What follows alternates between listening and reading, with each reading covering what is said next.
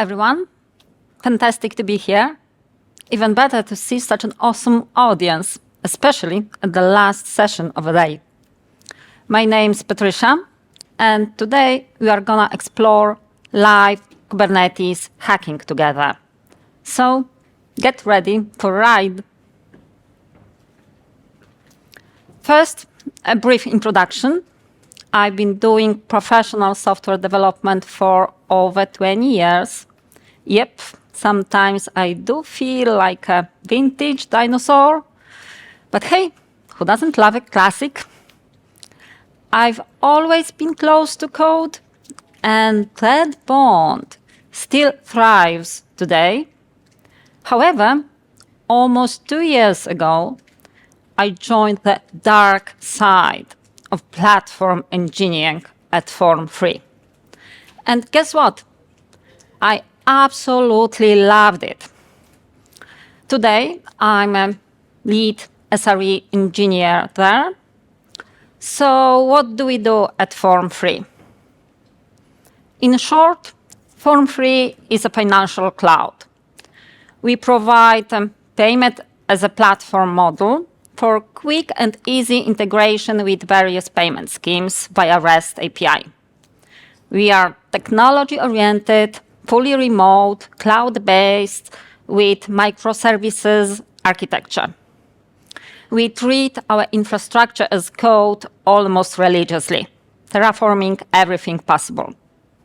Lately, we are building a new multi-cloud payment platform based on Kubernetes, and 3 clouds, AWS, GCP, and Azure. So obviously, Kubernetes security is super important to us. What am I going to talk about today?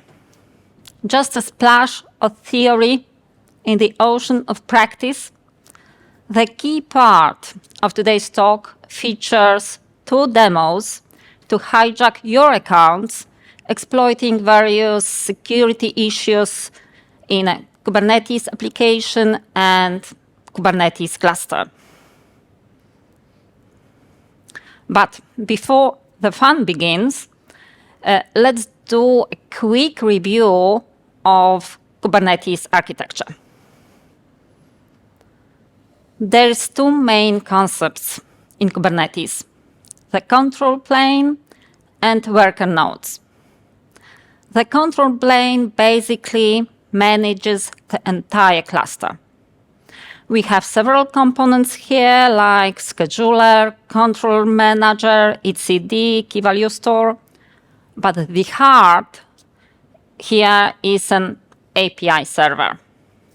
When we want to create or update a resource, we need to communicate with that server. It exposes a Kubernetes HTTP API, and that way we can interact with the cluster using tools like kubectl. Who knows kubectl? Yeah, obviously, all of you. Worker nodes, on the other hand, are the place where the real work happens. So the actual pods run over there, and kubelet is a main component. Kubelet is responsible for instantiation and execution of pods. And like the API server, kubelet also exposes a REST API, but it's only an internal API. However, sneak peek, we will exploit an unsecured kubelet API to gain unauthorized access to the cluster. So what kind of security issues can we see in our Kubernetes clusters? Now it's time to dive into OWASP top 10 list. Who knows OWASP? Yeah, again, almost everyone. OWASP is a non-for-profit organization aiming at increasing security awareness among developers. They publish those top 10 lists of security risks for various technologies. And only last year, for the very first time, they published the top 10 list for Kubernetes. This list is like hit parade, so let's check out our chart toppers.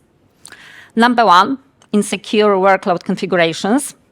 Basically, watch out for root users, writable file systems, or privileged mode. Number 2, supply chain vulnerabilities. Keep an eye on how you build, package, and distribute your Kubernetes applications. Number 3, don't be too generous with your RBAC permissions, or it's like you are throwing a party that everyone can crash.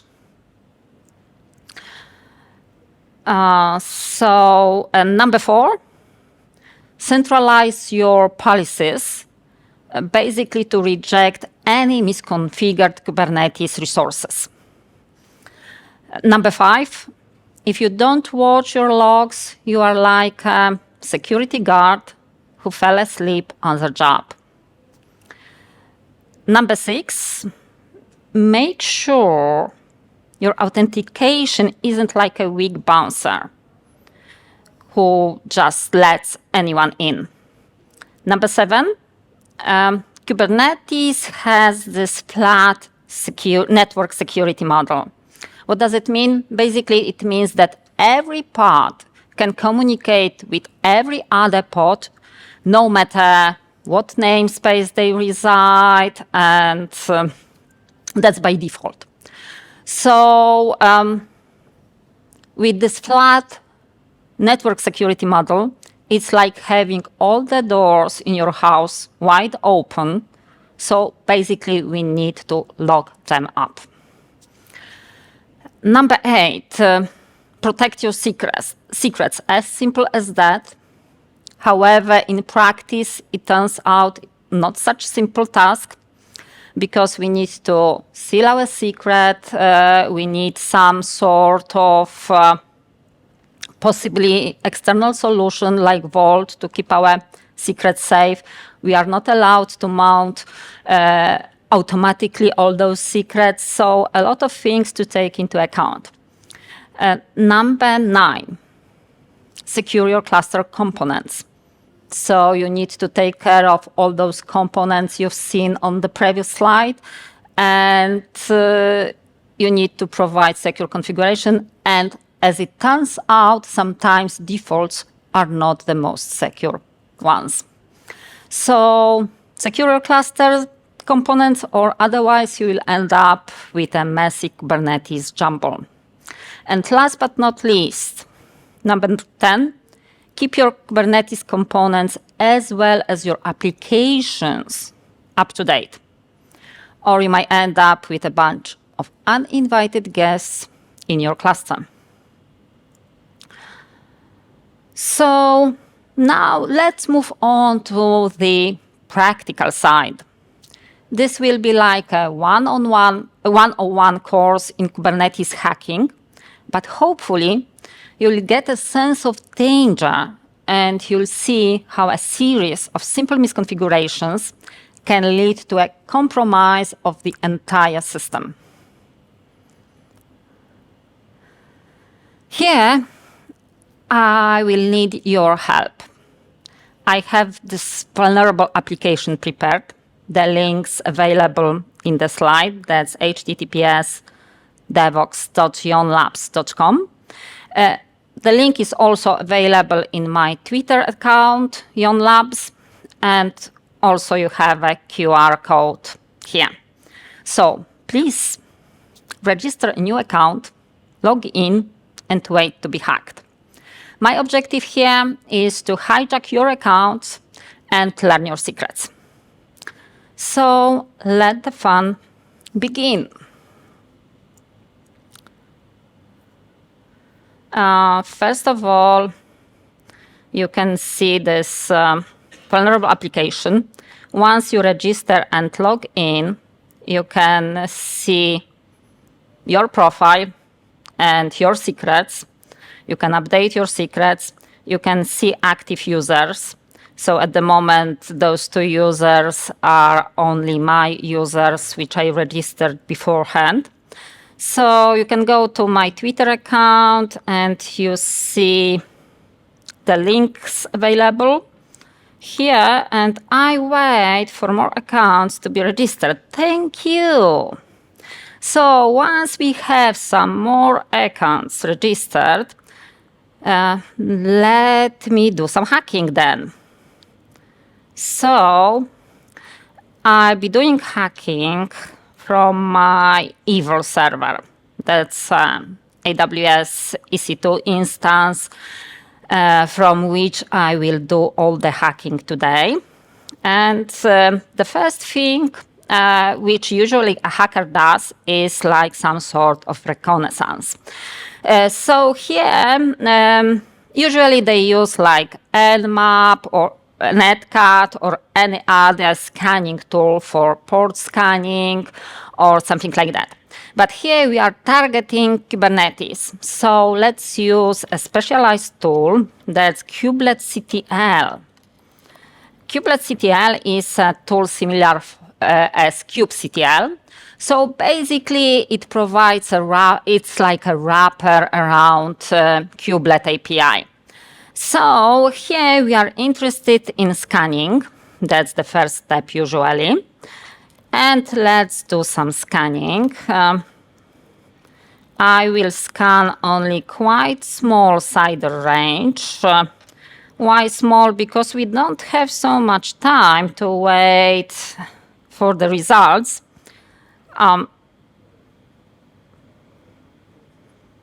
Let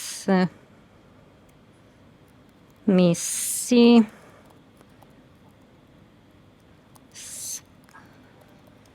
Once again, I made a mistake and now it should be fine. Okay, so the scanning started.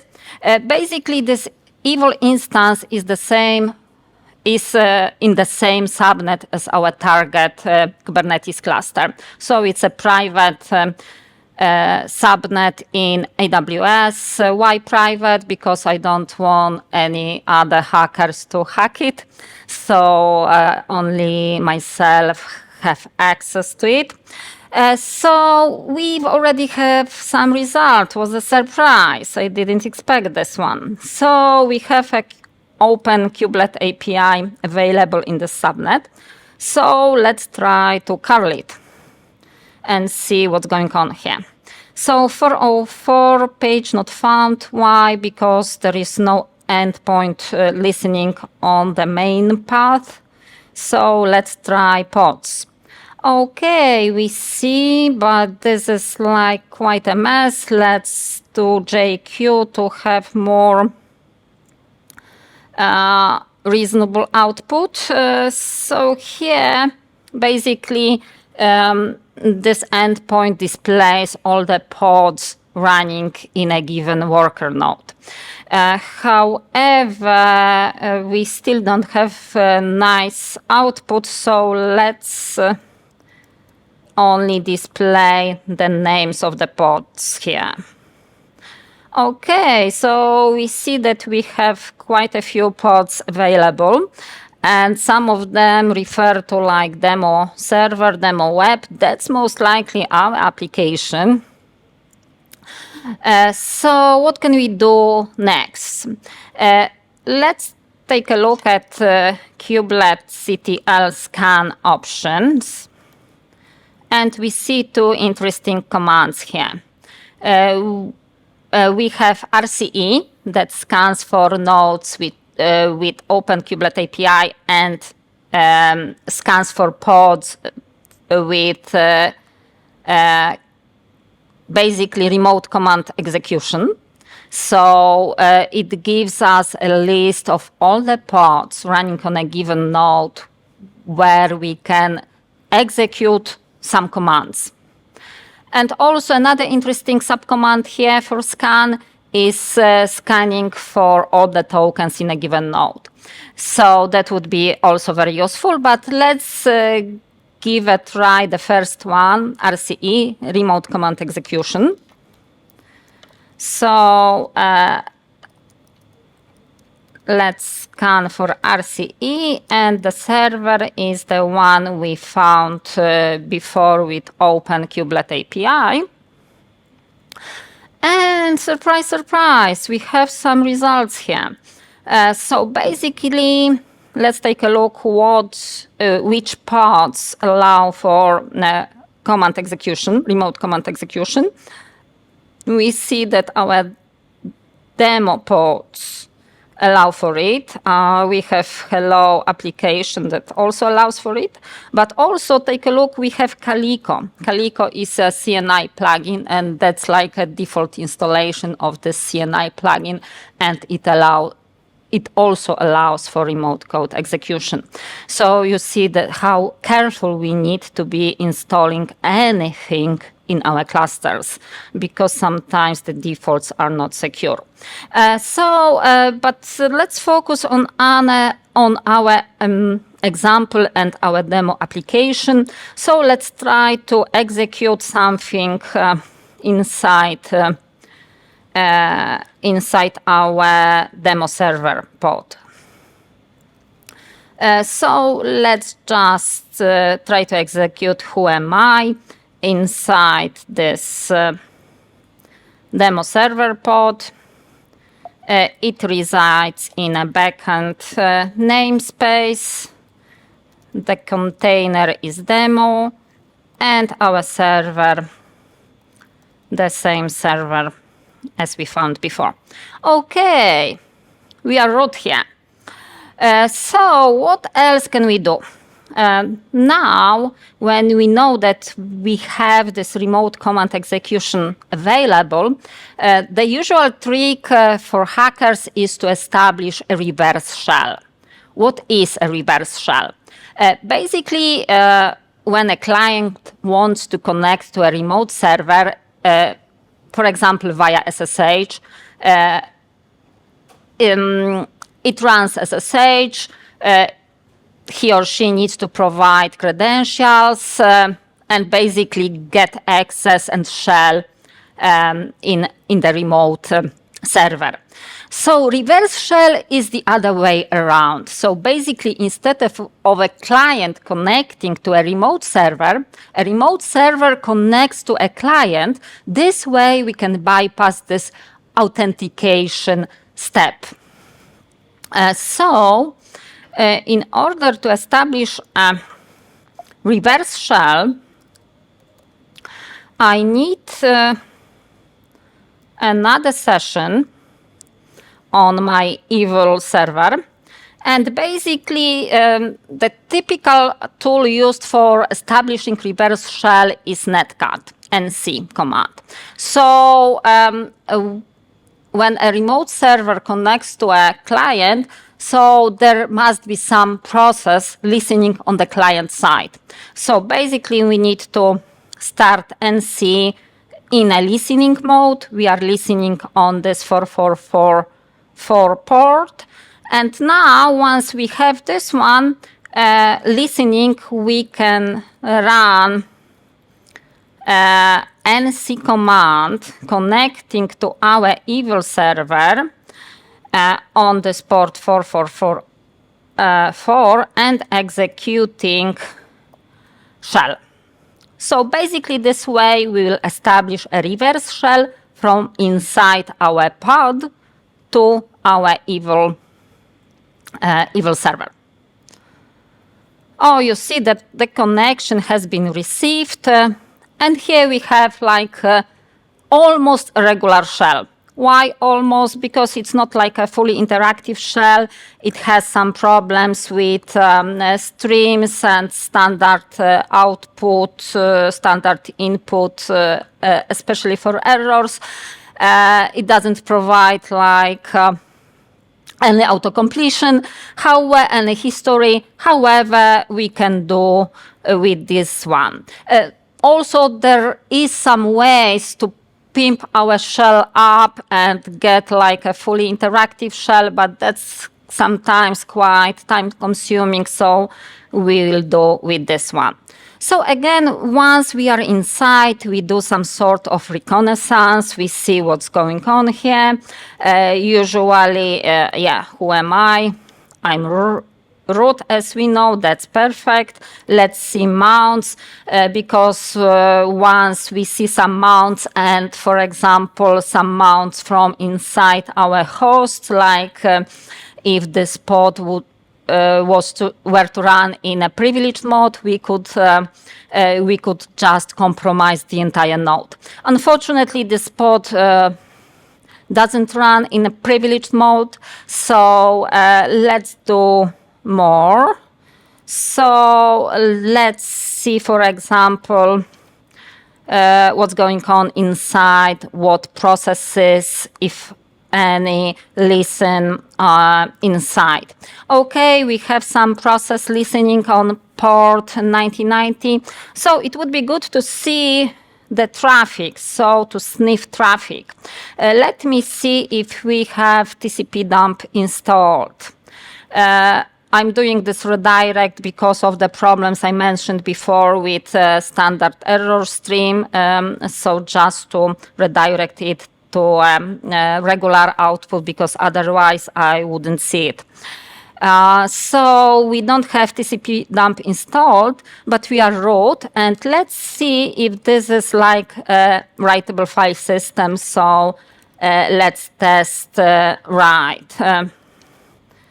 Yeah, that's writable file system. That's perfect, because we are root, we have writable file system, so we should be able to install anything we want. So let's try APK, because APK is usually available in images. Okay, we have APK available, so let's just try APK add TCP dump and see. Okay, so now we have TCP dump installed. So I would like to listen in ASCII mode on port 9090. And here I need your help. Please refresh your pages. When you logged into this vulnerable demo application, okay, we have some good traffic coming into our cluster and pod. So let's see and take a look what's going on here. Oh, see here, we have very interesting traffic. Who would expect that? We have a bearer token, authorization token available. This looks like a regular JWT token. So let's copy this one and let's try to exploit it here. As you can see, this web application uses JWT as a session mechanism. So it's enough to replace my valid token with one of yours and refresh. And I'm Mike. Thank you, Mike, for your cooperation. Your account has been hijacked.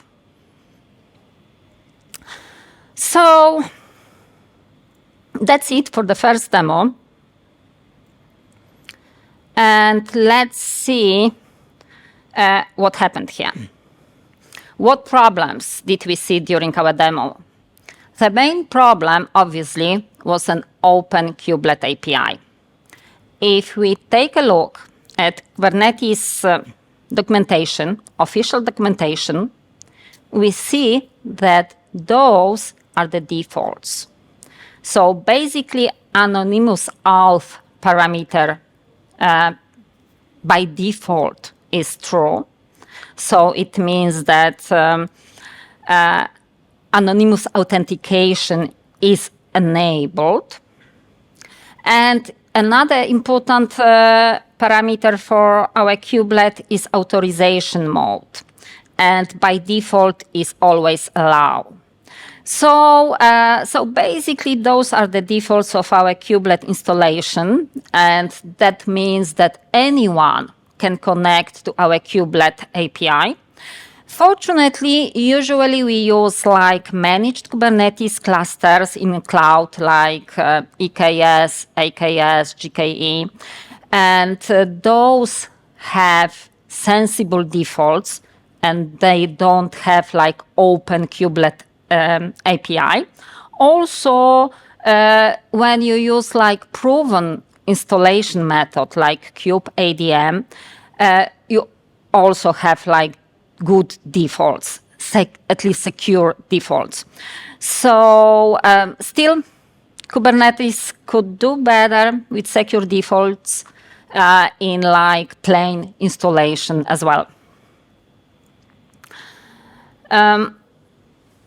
So Open Kubelet API is basically K9 from our OWASP top 10 list, misconfigured cluster components. As you've learned, this is not like a huge problem once you use like managed Kubernetes or like proven installation method.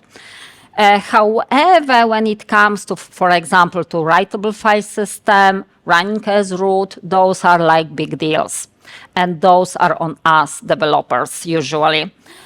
So when we have a writable file system in a container, that can lead to a potential security risks like hacker installing extra tools or modifying code of your application. So basically ensure that your containers run with a read-only file system whenever possible to limit any potential attack vectors. Also, running containers as root user can lead to privilege escalation and other security issues.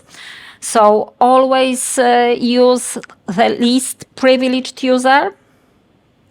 And another problem we could observe during the demo is that our container exposed quite a few tools.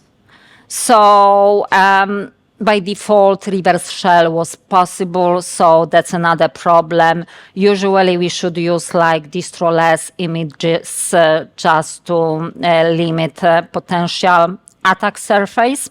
However, obviously, when it comes to security, you are never gonna reach like 100 secure cluster or workload. There is always some way to work around configurations. So, but still, we need to do our best effort. Another problem is with networking. We observed unencrypted traffic, even though if you take a look at our application, it's available only over HTTPS. This unencrypted traffic was only inside our private cluster. And I'm not able to count how many times I had those discussions with less experienced developers. Oh, come on, it's only our private network. We don't need like HTTPS on any other sort of encryption in our cluster or inside our private network. However, as you can see, one vulnerability, one exploit can lead to another, and we can end up with total compromise. So it's better to have this layered security. Another problem is like open egress to internet. So we could freely download anything from the internet. So we had this APK manager available. However, even without an APK and without a root access, once we have a writable file system and remote code execution, a hacker could download anything from the internet and install like from sources, for example. So we should definitely restrict our outbound traffic just to allow communication with secure endpoints. So by addressing these vulnerabilities and implementing proper security measures, we could significantly improve the overall security of our Kubernetes applications. So now it's time for our second demo. This time, to hijack your accounts, I will exploit another application deployed in the same cluster. So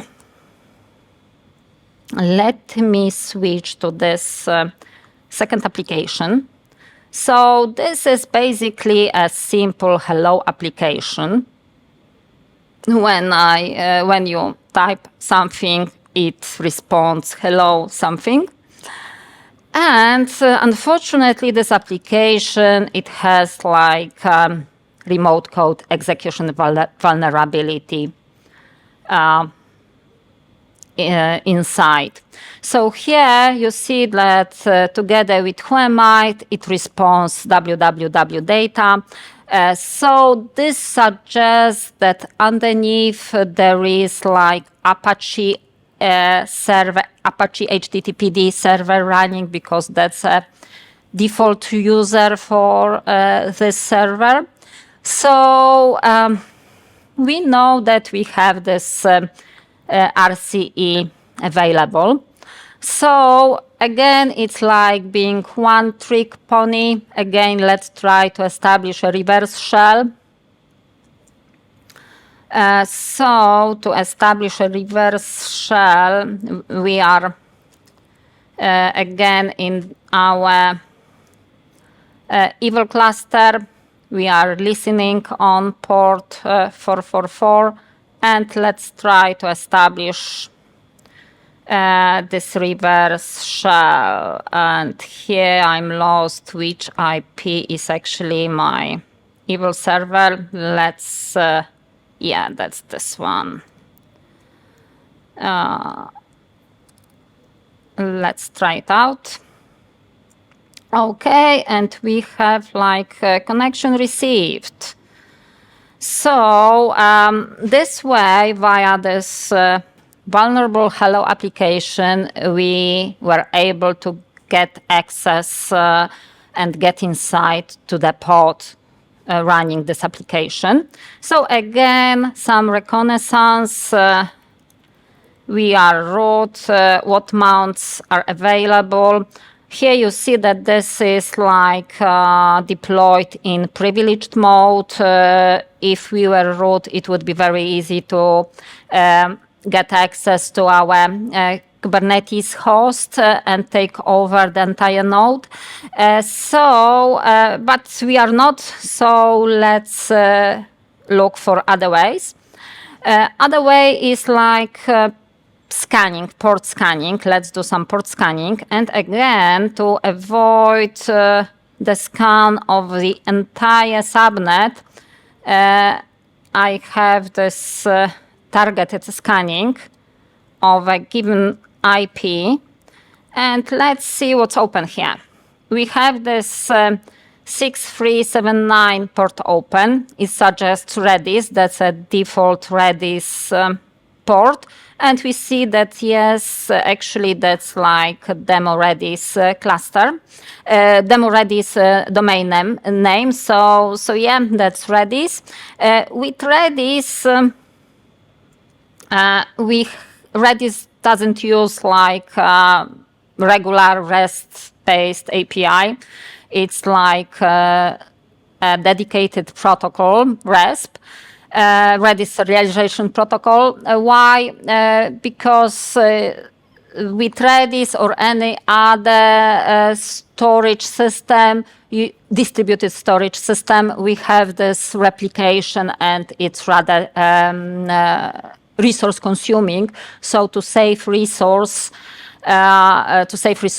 to have like lower bandwidth and faster communication, we have those dedicated protocols usually.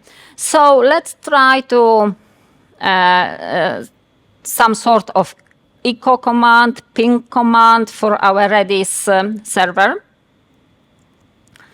and we see the response. So basically, we have access to our Redis installation. What can we do more? Let's print some keys, all the keys actually available in Redis. Oops, that's a different IP. So let me fix it quickly. I targeted the wrong IP, and this way I messed up, unfortunately, my session, reverse shell session. Yeah, it's not responsive anymore. Because with NC, you open a stream, and I mentioned that this reverse shell has some problems with streams and redirection. So basically, I need to establish a new reverse shell just to reopen and refresh my session. Okay, so we have a new reverse shell. Let's see all the keys. Oh, and those keys suspiciously look like JWT tokens. So let's try to use one of those tokens. But before I use any of those tokens, I have an ask for you. Could you please log out and log in our vulnerable application? I will explain later on why. So, yeah, once you do it, I will try to see more tokens. Yep, I think that we have more tokens available now. Basically, with JWT tokens, you have a problem because you are not able to invalidate a token. So you can specify like expiration time for a token. However, you are not able as a developer invalidate it. And for secure applications, you must provide logout option. So it's not enough to clear a token on the client part. We must somehow mark this token as invalidated. So even though JWT is described as a stateless session mechanism, here the state strikes back again. So we need to have like some sort of store for invalidated tokens. And Redis is a good storage mechanism for such tokens. So that's most likely the store for invalidated tokens. Here I want to copy some key and delete it basically from the store, and then try to use it. So let me, okay, most likely we've deleted the token, and I still want to use it. So let me copy it again, and let me try to use it in our demo application. So here I'm replacing Mike's token with this one. And who is this time? Unfortunately, that's me. That was not a good example. Let's try again some tokens.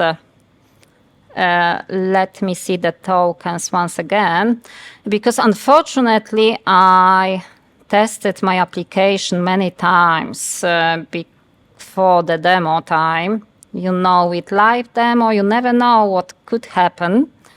So it's better to be prepared. Let's take some other token, and hopefully that's not mine. Unfortunately, I'm not sure in which order Redis displays the token. Last time I went for the first one, so this for the last one. So let me go for the first one this time. Again, I need to delete the token from from the store. So let me prepare the command here. It's much more, much easier than doing it by hand in our reverse shell. So here again, let's try to copy this token. And fingers crossed, we are lucky to have one of your tokens. Yeah, lucky one. However, I'm not able to pronounce your name. But thank you for your cooperation and thank you for your security hacking attempts to hack into the application. That's a good one. Okay, so let's sum up our second demo. So in our second demo, we had quite a few issues as well. So first of all, remote code execution in one Kubernetes deployment can lead to a compromise in another application running in the same cluster. So basically, we must always ensure our components are up to date and patched to prevent any such vulnerabilities.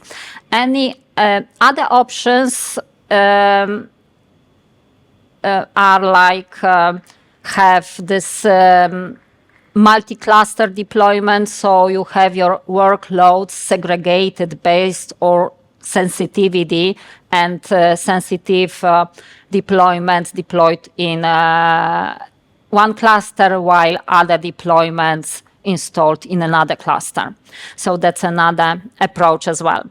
Another problem is, and this first problem with RCE is K10, outdated and vulnerable components from OWASP top 10 list. Another problem is with networking. Basically, we lack any network segmentation here. So this allows attackers to move anywhere within our cluster. So we should basically implement proper network policies to isolate and protect sensitive workloads. So we can do it, this refers to this flat network security model, which is by default in Kubernetes, which I mentioned before.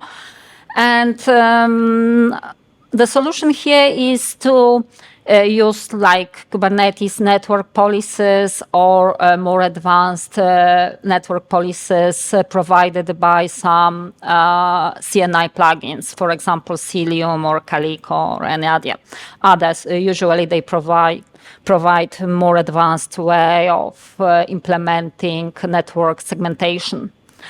Again, we had a problem with unnecessary tools installed in containers. So obviously, reverse shell was and still is possible here. So it's better to use distro-less images. And last but not least, anonymous access to Redis.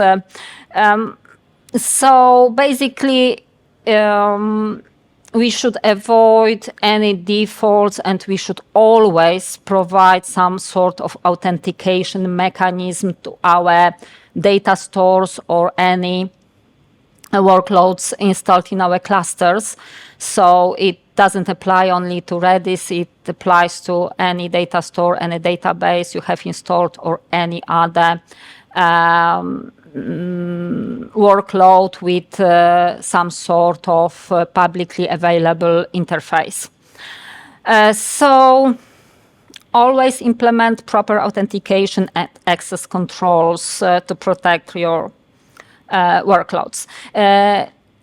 And as I mentioned, with JWT tokens, even though they are a stateless session mechanism, the state can strike back. And here we saw it. We saw that we need to keep some sort of invalidate we need to keep some sort of a store for invalidated tokens. And if the tokens are leaked, then anyone can get access to protected workloads. So let's sum up what we've learned today. So I can only say that today's demos showed only like the tip of the iceberg when it comes to Kubernetes security. I could go on and on about the topic, but unfortunately, or perhaps fortunately for you, we are running out of time. So just final remarks here. It's important to remember this Swiss cheese security model. It illustrates how important is layered security. Like stacking slices of Swiss cheese, each layer addresses different security risks. That way we cover the holes or weaknesses in other layers. So it's important to have those layered security mechanisms, layered security controls. So I remember myself from my junior years when I was discussing with some sort of security officers our policies, and I was arguing, come on, we don't need it. We have this authentication control here. We don't need like extra control mechanism in other places. Yes, we do need them. And we need to implement this layered security model, basically defense in depth principle. So by implementing those multiple overlapping layers, we create a more resilient defense. So instead of relying on a single method or tool, we should combine different measures to protect against any malicious attacks. And remember that the goal is not like to have perfect security. That's impossible. We want a robust defense mechanism that makes it challenging for attackers to succeed and gives us, good guys, more time to detect and respond to potential threats. Also remember, fool with a tool is only a fool. We, developers and DevOps, cannot be fools. We need to know how to use our tools wisely. We have different paradigms in software development. We have continuous integration. We have continuous deployment. I often talk about continuous refactoring, but the fundamental paradigm is continuous learning. So we must keep educating ourselves, and that's what DevOps is for, after all. So thank you. Special thanks for such an effective cooperation in my demos. I wouldn't do it without you. Thank you.